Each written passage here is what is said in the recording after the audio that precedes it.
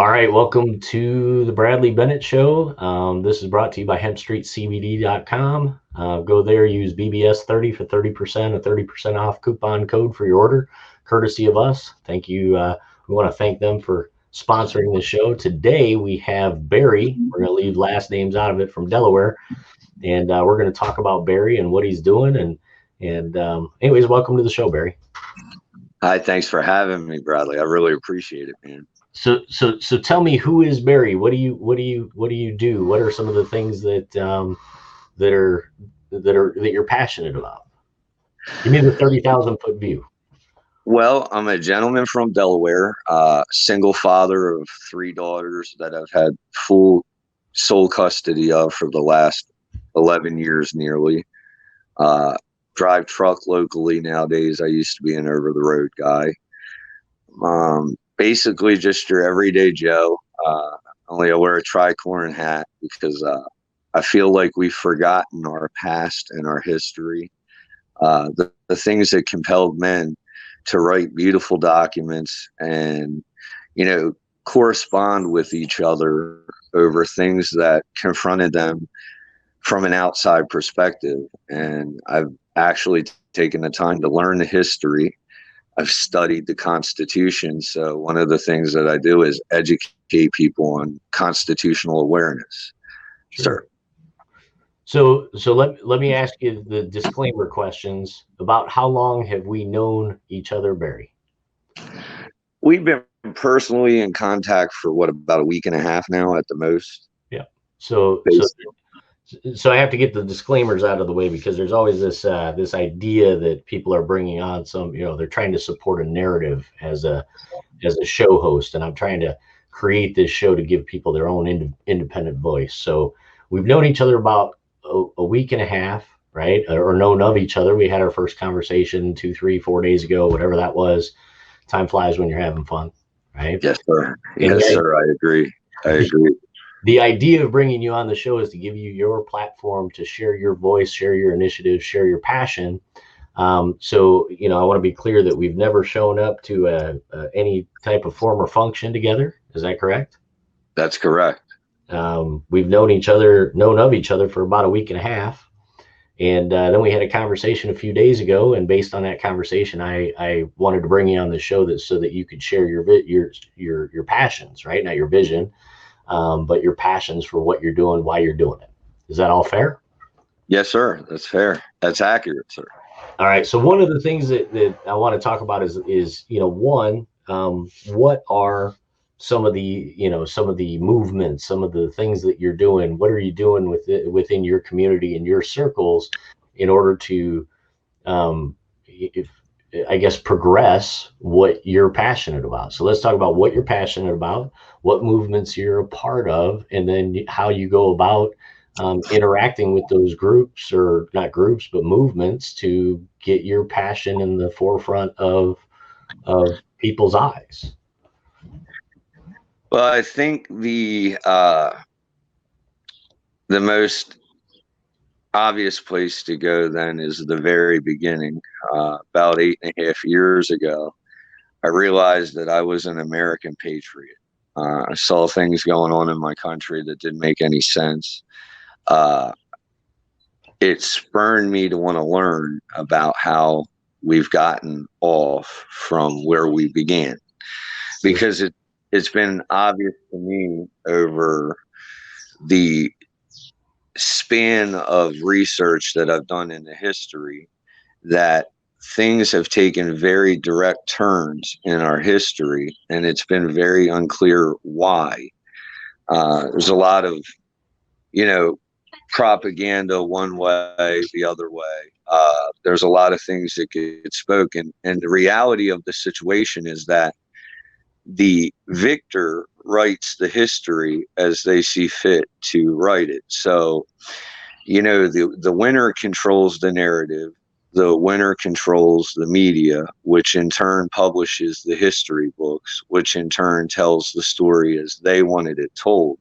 May not actually be the truth, but it is exactly what they wanted told. And I started finding these things. I started paying a lot of attention to them. things that didn't make sense. Like, you know, you have a constitution. Once you start learning about the Constitution, you read the preamble, you read all the things that set the Constitution in motion. And one of those things that you find is the territories, you know, the federal government, you know, that federal constitution pertains to them. It's written at them so that they're not allowed to subvert these things or do any of the things that, well, that they're currently doing in this day. So in acknowledging that, I had to see, well, when did they start doing this, which involved researching the Supreme Courts of the states, because you got to remember, early on, they functioned very independently, sovereignly. You understand? The states had their sovereignty. Remember, it was a republic, okay? A coalition of states band together.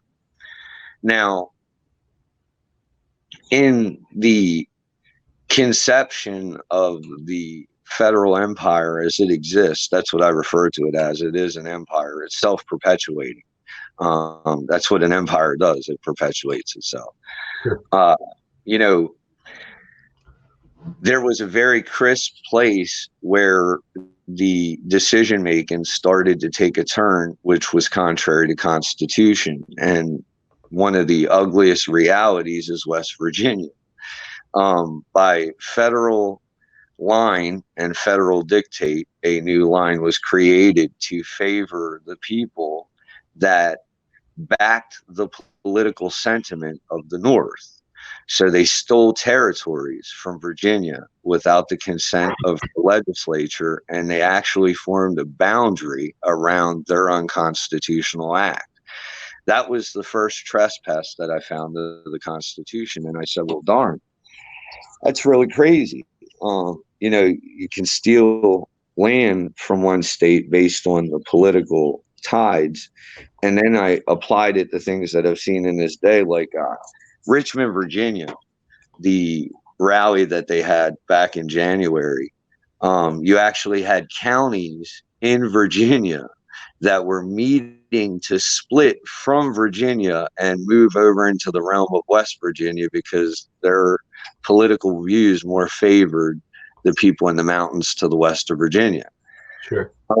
You know, a lot of the things that are taking place in and around us all stem from these decisions that happened in a very small period of time.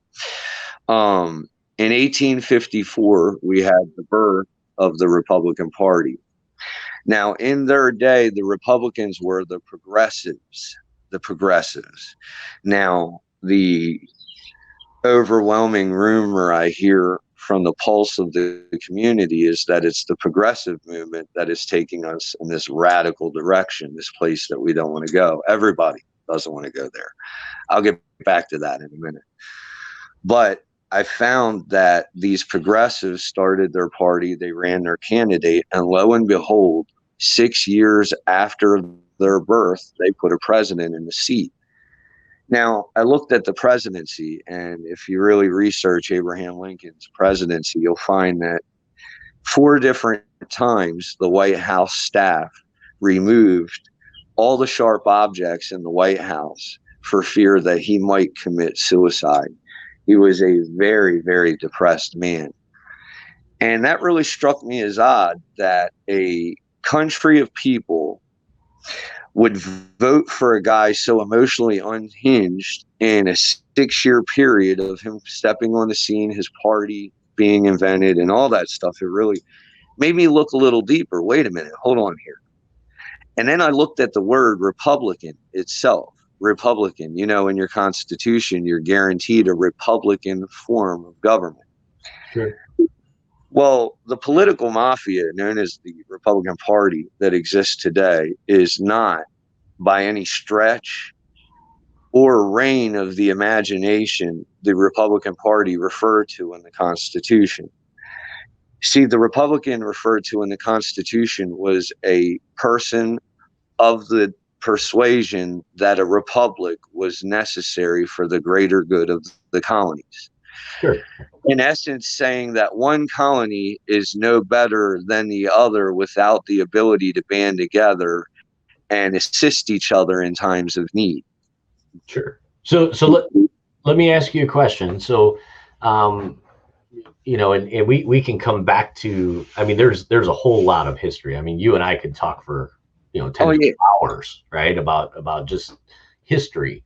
I want to do a 30,000 foot view, right? So, right. So Barry, you enlightened yourself to history. Sure. Right? And at that point you said, to yourself, maybe, and I'm not trying to put words in your mouth, but I have a responsibility. I have a responsibility to support and protect what is true versus what is told. Is that a fair statement? Oh, absolutely, sir. Yes, sir. So where did you go next from that point, right? So 8.5 years ago, you said, you know, I don't agree, which right. you have the right to. I don't agree, and with XYZ, whatever that is. So right. What happened next? So I was compelled to I never really paid attention to Facebook. Social media wasn't my thing. I really wasn't a social butterfly. I mean, being a truck driver, I kind of enjoy my personal space. So I found myself compelled to take part in social media because, you know, that's where you find people who are like you, people who are like-minded. You know, that's the natural gravitation. You know what I mean? Sure. So, you know, I went ahead with that, and for a few years I stumbled around in the dark. I belonged to a couple of groups that don't even exist anymore. Just people band together, you know what I mean? And egos usually bust that apart. You know, somebody doesn't agree, so they're so strong in their opinions that they actually sever their correspondence with one another. Sure. And they go their separate ways, and now there's a division. There's now 2 selections instead of 1. And basically, I started to put this all together because if we don't learn from history, we're doomed to repeat it.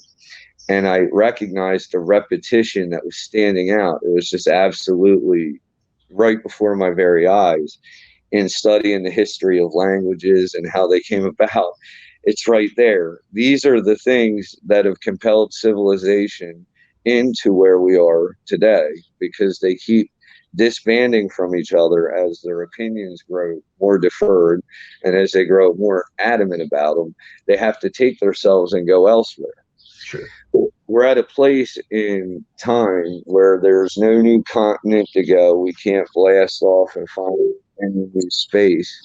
So we have to deal or fight. That's really where you're at in it all. And it's, if you look at the globe and what's happening all over, I mean, you have people in China with, you know, tasers and umbrellas taking on people with machine guns. I mean, it's evident. It's a repetition of history that I happen to have the opportunity to witness on Earth. Let's touch on a key word, which is fight.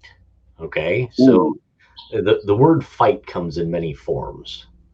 People can, and one of the things that I'm dedicated to with this show is making people realize that their constitutional rights, you know, the amendments that have been put in place, good, bad, or ugly, whether we agree with them or not, they give people a certain freedoms, right?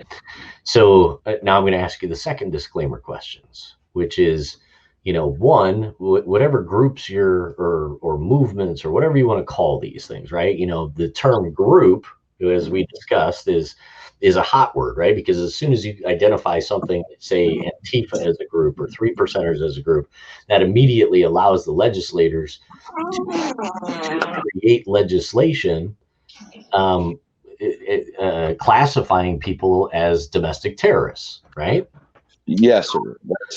That's another form of the language is being changed around you and things like that. And see, I've in all the groups and all the labels and all these things, I've really realized that, you know, it's those labels that have been created that have given birth to the subversion, to the boogeyman under the bed.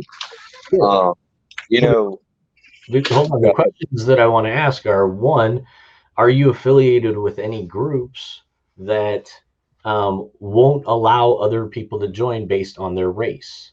Not at all, sir. Not at all. So when we hear from, the Congress Subcommittee on Domestic Terrorism that the 3%ers and the Boogaloo Boys and the Oath, what do you call them? The Oath Keepers. All of these people, all of these affiliations, they're trying to deem them as domestic terrorists. That's not necessarily true, right? These white supremacist alt-right. I mean, we hear all terms.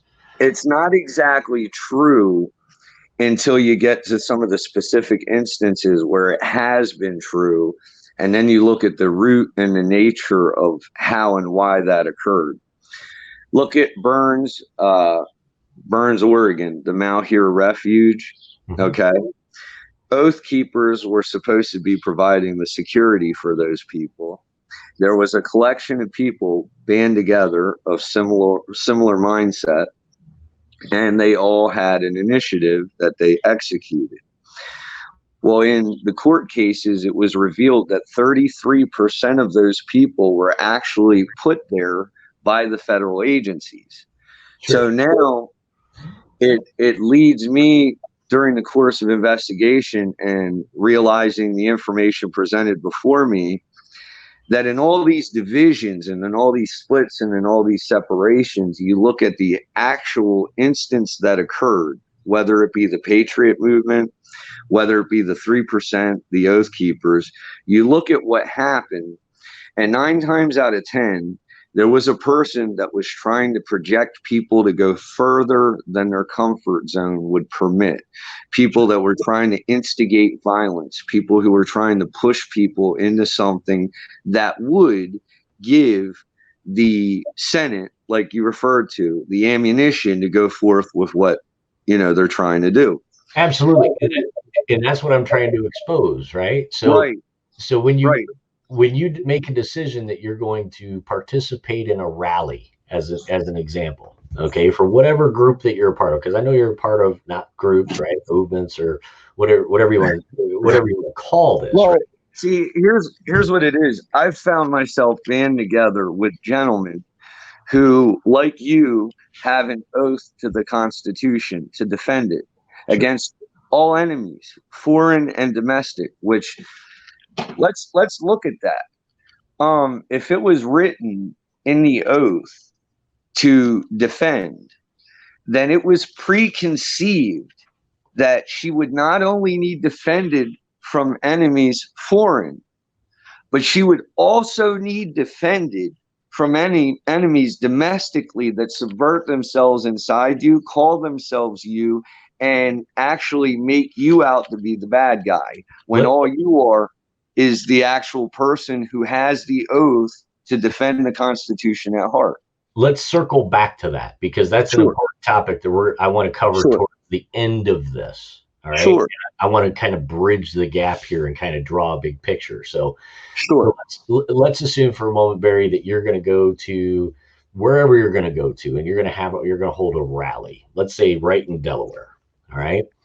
At any See, that's the thing. That's not my approach. Let's just assume I'm going to give a hypothetical. All right. I'm trying to draw a picture, right, through hypotheticals without giving definitive stuff, definitive actionable items. So let's assume hypothetically for a moment, Barry, that you decide that you're going to participate in some rally that's being held. Okay. Wherever. I think the misnomer out there and the picture that the legislators are trying to paint, which is complete fiction versus reality, is never are you going out there to cause harm, to intentionally inflict harm on others, right? No. I think the message that we're hearing from one side, based out of fear, from what it sounds like, I mean, is that Barry, right? This guy Barry is out there to cause harm because he's a white supremacist, that he's a member of the alt-right, or that blah blah blah, trying to paint people or put these people in buckets to make it more convenient for them to create legislation against whatever that is, or to identify, etc. Does that make sense? It does. It makes perfect sense, and it's very effective, because what you'll find is that these rallies most of the time are scheduled to be executed to demonstrate against a tyrannical, despotic government, and ultimately what ends up happening is the flashpoints get added into the equation, the counter protests ensue, and it ends up in a free-for-all that gets everybody's attention, but it steers everybody's attention away from the real reason why everybody congregated in the first place, was to actually, rally against a despotic government that is trampling the rights of all of its people, not just one shade, culture, religion. All the people in the United States of America's rights are being trampled by a tyrannical government. And that's why these people are rallying. And the opposition is showing up to argue their stance. But the thing that they're upset about is the despotic government too. So what's happening is all the ends are being pitted against the middle. And it's actually a narrative that's being pushed to show you that we're so out of control that we need someone else to come in and govern us, that we're not enough. We don't have enough militarized police to get a hold of it, when in actuality, when we look at the specific instances, the police show up to a non-combatant's home, blow the front off their house, throw a flashbang grenade, things that aren't even legal to be used against American people by, these unconstitutional forces. If you look in your very Constitution, you can't find most of these organizations that are charged with military duties and come to non-combatants and murder them without any accountability. So now let's the rallies are scheduled to protest those things, but they really fall by the wayside because the media fans the hatred for one side or the other, and nobody really covers the fact that it's despotic government that brought them all there in the first place. Well, so let's go back now to the previous part. When I signed my contract to join the Army, I took an oath to protect the liberties and freedoms of people, and to fight against, or potentially fight against, enemies both foreign and domestic. Right. Yes. And I've had multiple conversations, because there's a lot of I guess bad. I call it bad juju. I don't. There's this bad movement out there that has this belief that it's one against the other, right?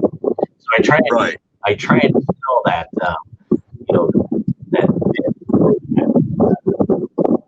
misnomer against, the idea that it's people against people. When really what we're seeing, if you took, and I pick on what I call the Twinkies, right? Golden on the outside, creamy on the in the middle. Right. Nothing that come out of their mom's basement, put down their hot pockets. They've never accomplished anything in life, but they want to go fight for something. Yes. So, I look at this, and actually, as I look at all of the things that are happening, what I see, my opinion is that we have a lot of people who are divided based on what we see and read. And I told you this joke earlier, and I'm going to leave part of the joke out, but what does the media and politics have in common? Neither lets the truth get in the way of telling a good story, right? Right. So the idea behind, here's you and me, and let's assume that we're standing side by side, finding common ground, and I think that we have more in common than what people realize. You and I have similar. Same list. If he signs it, he could have, got him with $3,000, $3,000. Yeah. See, I come to my man's store every day, right? I have kids. He has kids. We're different colors, but we have the same problems in this country. Our kids get this idea that they're entitled to something that they don't have coming. So when it's just me and him in the store, look, it's a whole store. Mhm. When other people walk in here, we go back to a clerk and a patron of the store. But when it's just him and I, and he ain't on the phone and I ain't on the phone, we talk about, yeah, man, these kids are running wild, bro. Now listen, he's of a different persuasion than I am. And see, that's one of the beauties about being from Delaware. I rub shoulders and elbows with every race, creed, culture, and religion out here. It's Sure. all out here. I get along with all of these people, though none of them, I mean, he's busy right now, or he would be, you know what I mean? He'd be rapping with me because I'm here almost every day. It's not just because I patronize the store. It's Sure. because he knows me as a man. He's come in. I've come in, had my kids with me. He's had his kids with him, stuck with them at work. You know what I mean? We feel each other, man. We identify with each other. You've established common ground. Right. And the thing of it is, in establishing that common ground, I could drive down the road right now and like there's a host. I mean, it's Consumerville where I live at. There's storefronts everywhere. I mean, it's designed to, yeah, come here, shop with us, shop with us. Whether I go to Wawa, the corner store, 7-Eleven, somewhere corporation, whatever, it's the same guy behind the counter. He's a guy just like me. Might not come from here, but he has the same, you know, he's the same struggles of everyday life that I have. And when we see each other and identify with each other in our personal lives, we interact and it's pleasant. We're not killing each other. We're not fighting. Doesn't even matter what religion I am. He never asked. He never asked me. He didn't ask me when I walked in the door, hey, what do you identify as? He didn't care. He didn't care. And that's the point that I'm trying to get at is, you know, what we're seeing, and I'm seeing it from both sides, right? I'm extremely independent. What we're seeing from the media is that you hate him. Yeah. That's what they say. Which, That's what they want you to believe. They want you to think that we're so close to killing each other, we can't stand each other. But the reality is they're spinning all that. They're perpetuating themselves just like they criminally move their bodies of courts against you. Did you know that a court can't move itself? Did you know that? can't move itself out. It can't move itself. A court has to be moved. See, in order for a court to be convened, there has to be harm done in a real natural law setting. Do you have a copy of the Black's Law Dictionary? I know you do. Yeah. Okay, so you understand the reality of the natural progression of how law has evolved over the span of mankind. Well, and that's a good talking point, right? Ooh, that's a good talking point, isn't it? So let's talk for a moment about if you look at the problem. Sorry, man, I'm doing a program right now. You know what I mean? And we were just talking about the things that go on in life. 2 packs of Marlboro Red Box. So if we talk about where we're at currently, yeah, 302-300-0405. So if we talk about where we're at currently and the problems that exist currently, 0405. Go ahead. If we talk about the problems that exist currently, the issues likely go back to the fact that we've been passing social policy that don't represent all, but represent a specific ruling class that perpetuate themselves, pay for themselves, put their burdens on your tax dollars. Yes, sir. That exactly. Yes, sir. Or the special interest groups.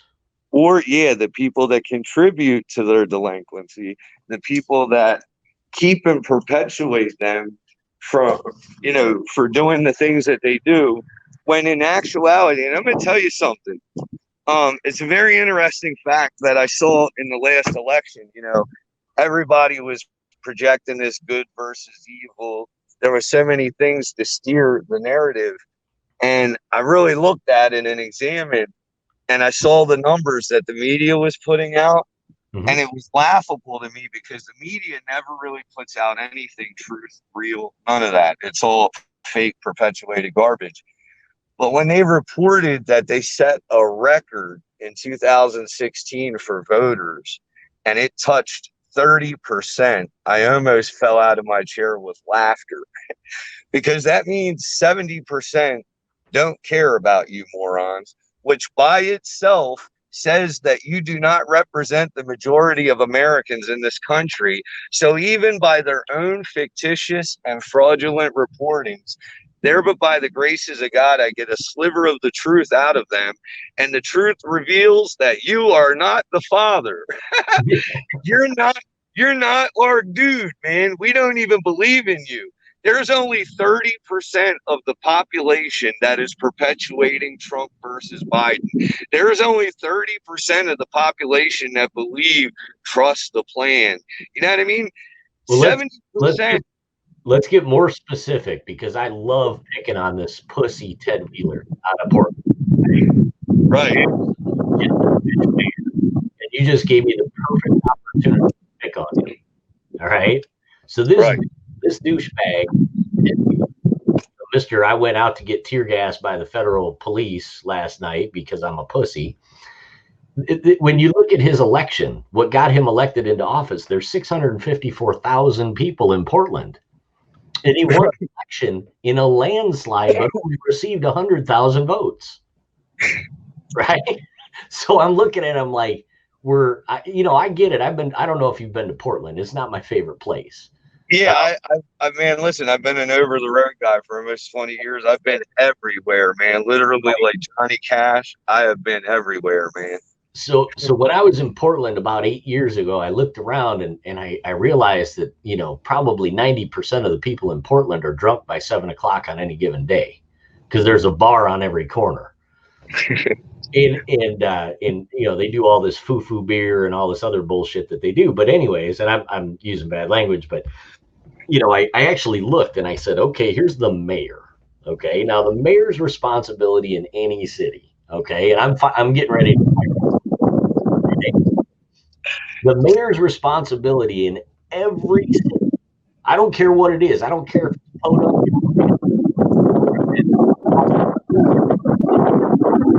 Responsibility is to protect their citizens. Okay, that's it. Or more specifically, to maintain the peace in his jurisdiction. Sir. Exactly. Right. So, yes, sir. So I'm sitting there thinking, and I read this article this morning. I was just shaking my head. I said, okay, so this douchebag goes out last night because he wants to stand behind 200 hot pockets, right, or Twinkies or whatever you want to call them, dumbass kids. And now the dumbass kids have their moms out there with them. The moms of Portland are showing up with their 20-year-olds like they do to a job interview to help them protest because they're not even getting that right. Right. And Ted, I'm a toolbox Wheeler, shows up because he just wants to know what it feels like to get sprayed with CS gas. So, and he's supporting these. I just don't get it. So I pick on a lot of the time. If you look at my social media posts, I am hitting the mayors and the governors hard, and I don't care who they are. Well, right? see, but I get that, and I understand that, and I dig that pursuit. But in order to get to any mayor's city, you have to travel within the confines and the jurisdictions of the county, which, if you understand the way that the Constitution works, county by county, you elect your sheriff to keep the peace in the jurisdictions of the county. So cities actually have a very funny dynamic of overlapping jurisdiction that should provide twice the peace for the jurisdiction. You have a mayor and you have a sheriff, okay? Sure. Now, when both the mayor and the sheriff neglect their responsibility to defend the citizenry from outside attack.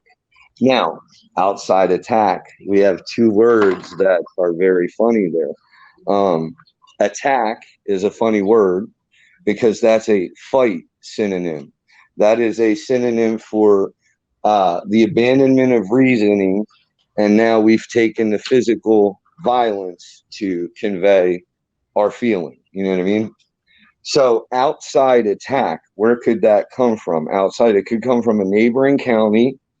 It could come from a far off jurisdiction, foreign to, and it could come in many forms. But the reality of the situation is that the mayor and the sheriff have the unique responsibility of defending the peace in that jurisdiction. Now, whoever creates the upheaval, whether it be the federal empire, whether it be the state, whether it be a foreign state, or whether it be Russia, doesn't matter. Both of these two officials who were elected by the minimal votes of the citizenry, as you pointed out, have the responsibility to defend that jurisdiction. They're not doing their job, obviously, are they?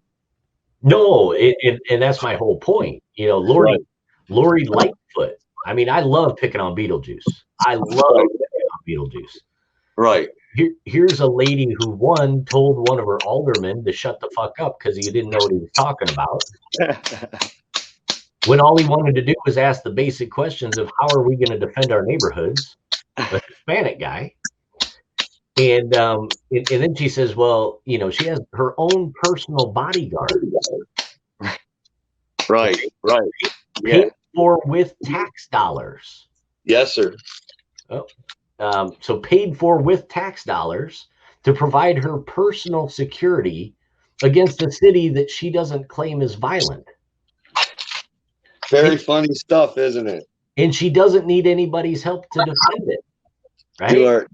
Do our actions speak louder than our words, sir? Sure. That's a logical assertion. Our actions speak louder than our words.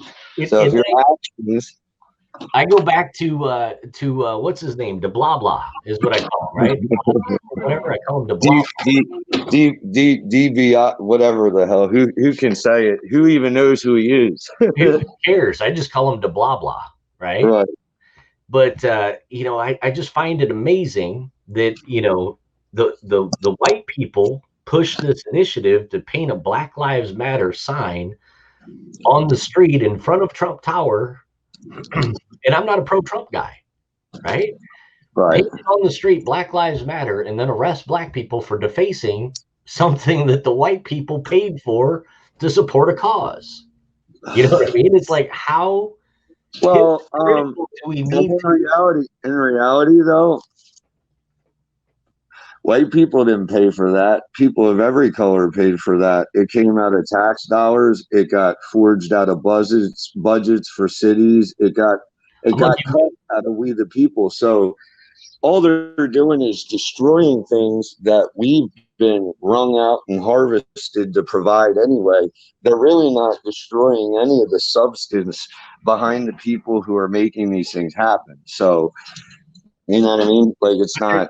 But the blah blah is actually paying 60 police officers to guard, right? I mean, it when you look at it from just no political fundamental anything. So who cares who paid for it? Now the taxpayers are paying 60 police officers around the clock to guard something and arresting black people for defacing it. Well, and see, here's the thing though. You know,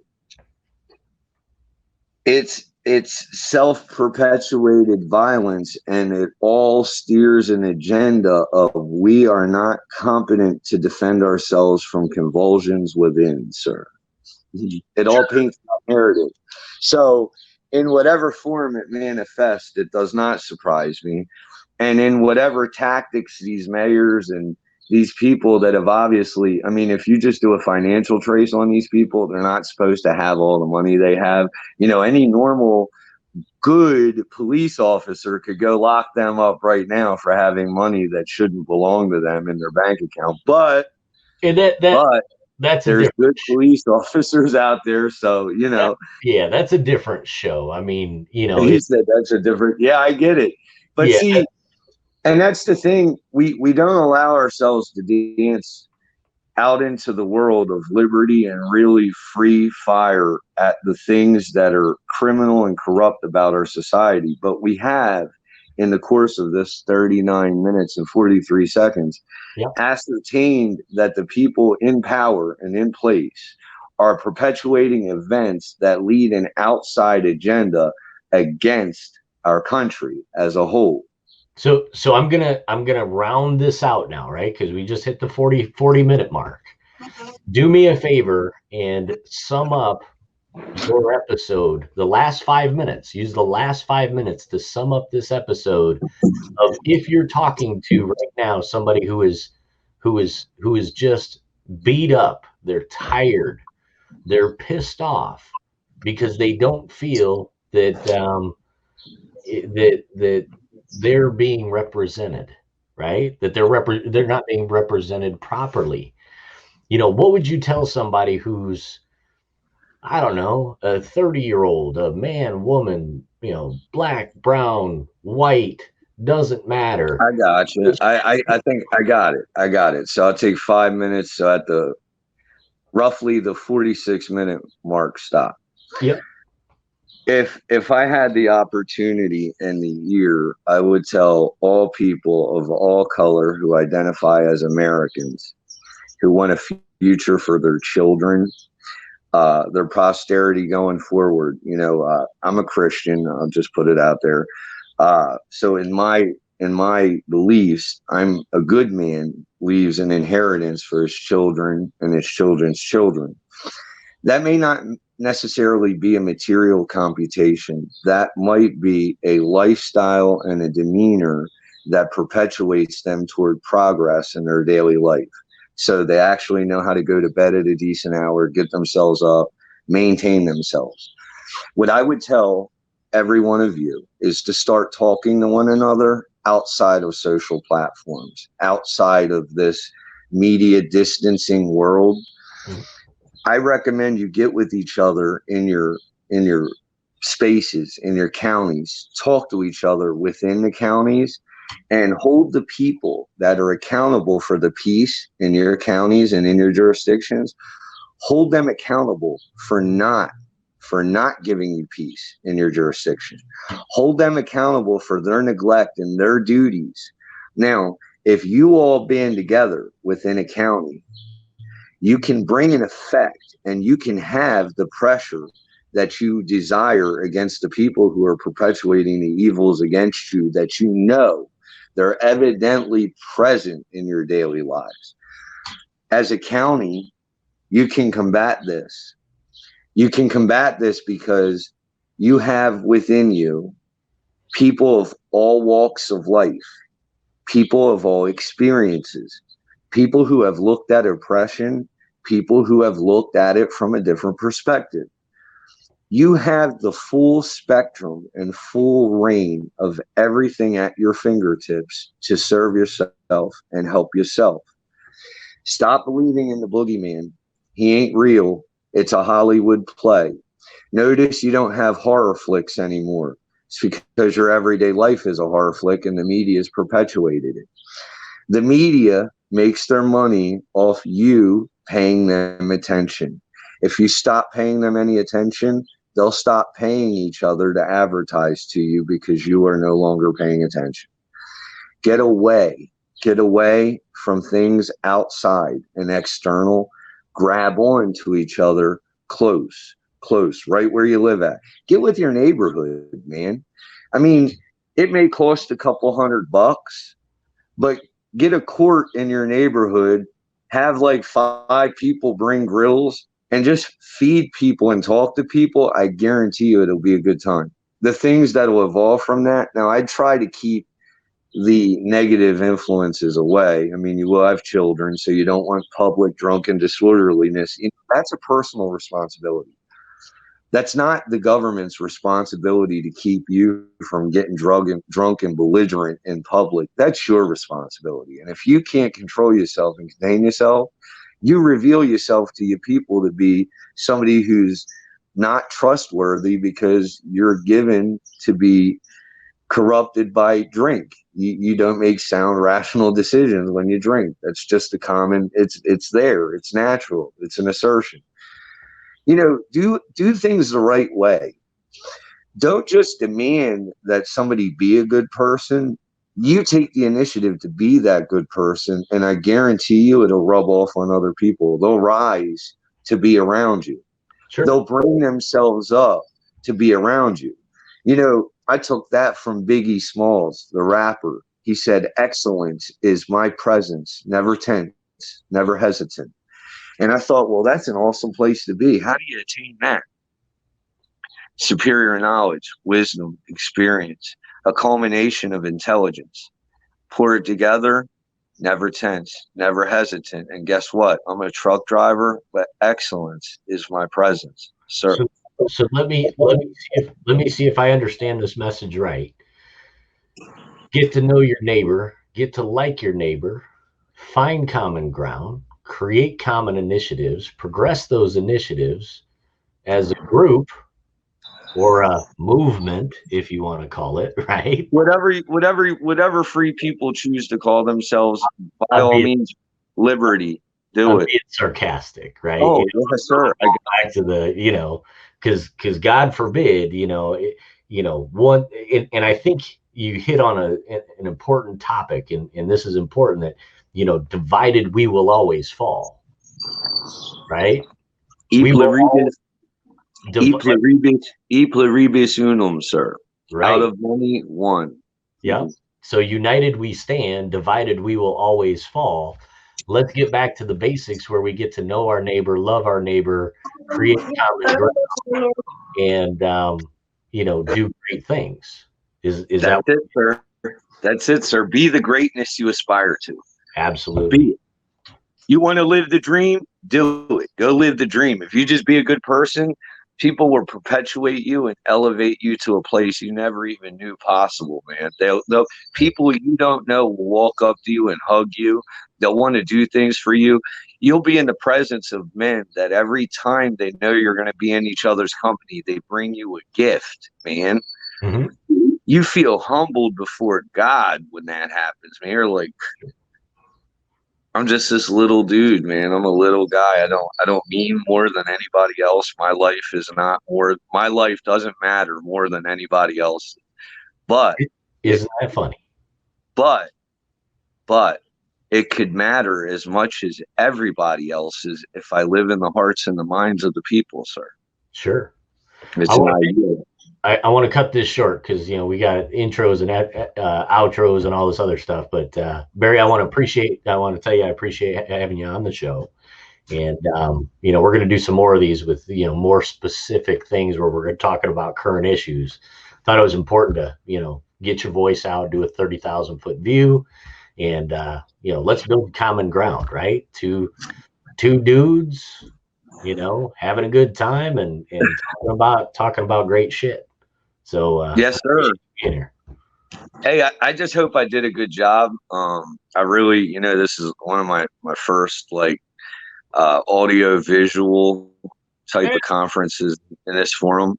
I just hope and pray that I represented myself and people that feel as strong and devout about the constitutional values of this country.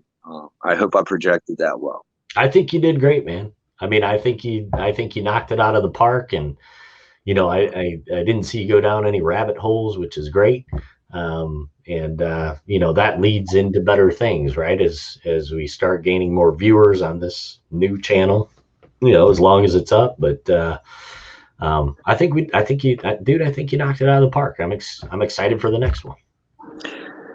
I guess I missed and I didn't say, let's build bridges, not barricades. It's barricades that harm us. It's bridges that free us. So, if we maintain correspondence and we conduct ourselves gentlemanly as good men that we want to project to our children that we are, we should be that.